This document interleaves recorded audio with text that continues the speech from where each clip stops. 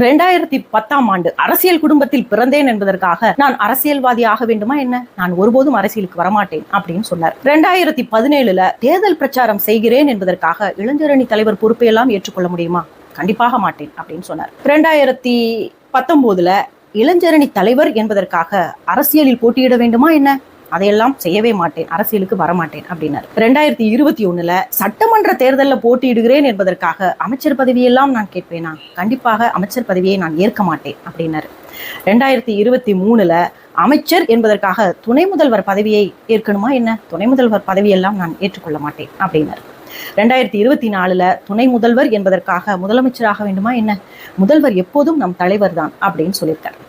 2024ல என் மகன் அரசியலுக்கு வரமாட்டான் அப்படின்னு சொல்லியிருக்காங்க. இப்படி பல வருஷமா பல கட்டுக்கதைகள், அதாவது ஆகாச புழுகு, எத்தனையோ கதைகள், கட்டுக்கதைகள் எல்லாம் நாம பல வருடங்கள் கேட்டோம். இனிமேலும் கேட்போம், கெடுவோம். ஏன்னா நாமெல்லாம் திராவிட கொத்தடிமைகள்.